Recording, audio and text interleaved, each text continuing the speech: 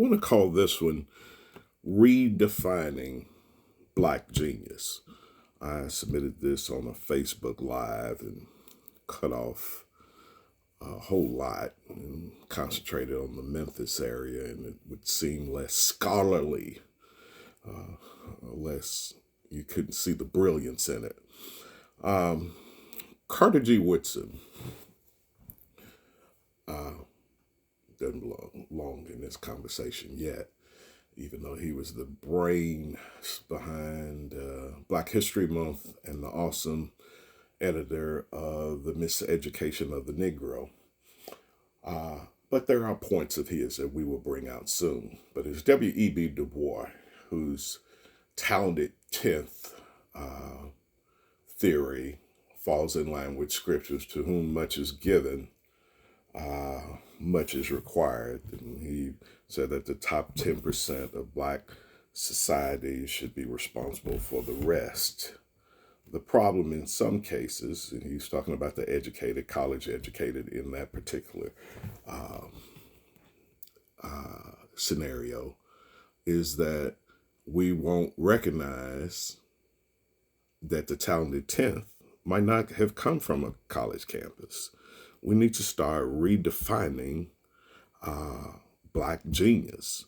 There's some people that are Blacks that have found genius in the field of sales.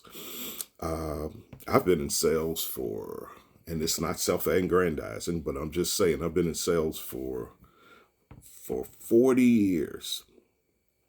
And I've had people, oh, he's just a salesman.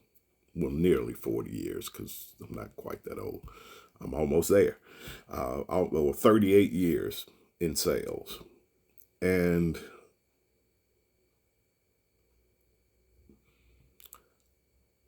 corporates, there's no company around anywhere that can make it without sales. The director of sales will get most of his or her wishes granted if they're making the needle move. I heard this a long time ago. Production minus sales equals scrap. You can keep building the best widget in town, but if it can't be sold, it's going to be scrap one day. So a lot of times the story isn't to be told, it's to be sold. But there are other people. I knew a plumber once, around right before one of the big home building busts, but just before the bust, he already had a successful plumbing business, but he made a deal with a builder to put a toilet and a bathroom in 2,000 homes. Toilet, bathtub, and I guess shower in 2,000 homes. Yeah, I think his part was going to be like 2,500 per.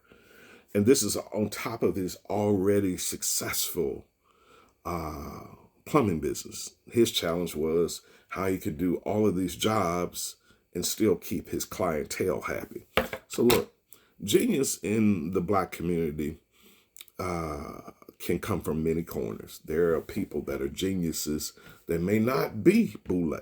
There are people that are geniuses that may not be part of the Divine Nine. There are people with gold teeth in our community that could inherently be brilliant.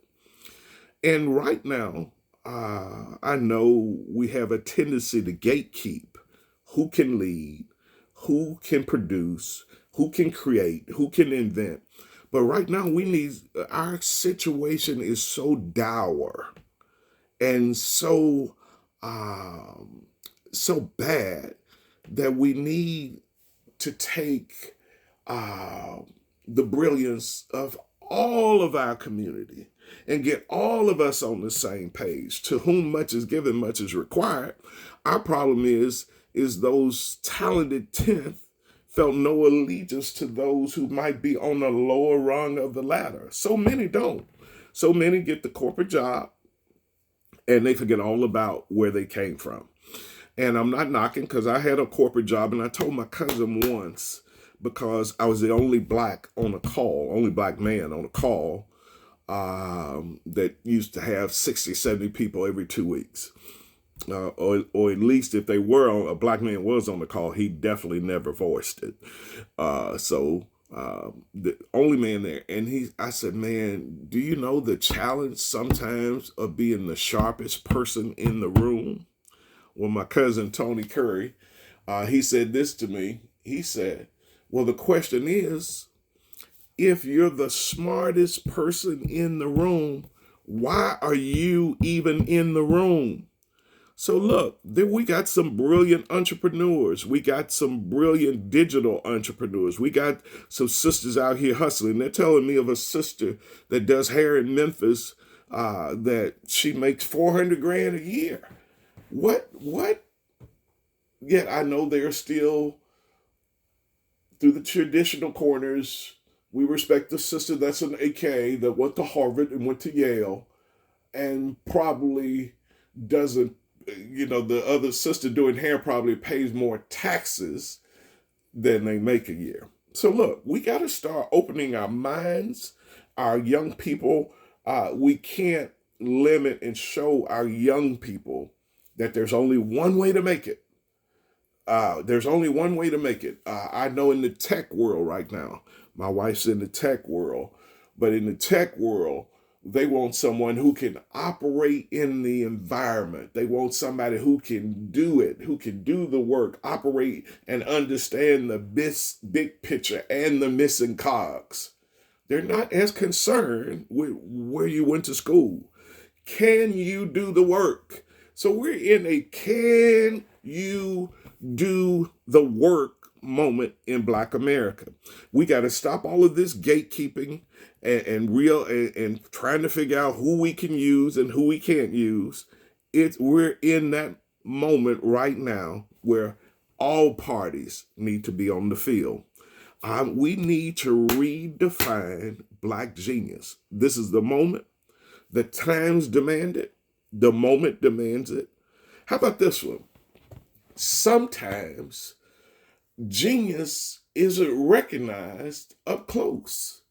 Moses is in the Hall of Faith in Hebrews 11. He said that by faith, he chose rather to suffer affliction with the people of God than enjoy the pleasures of sin for a season. It says also that he refused to be called the son of Pharaoh's daughter. So he had access, but he knew what his true purpose was. We think being close to corporate power, outside of purpose, makes someone great. We need to redefine Black genius. We're in that moment right now where we need HVAC geniuses. We need electrical geniuses. We need sometimes people that get grease under their fingernails, and we need to start recognizing genius from other corners.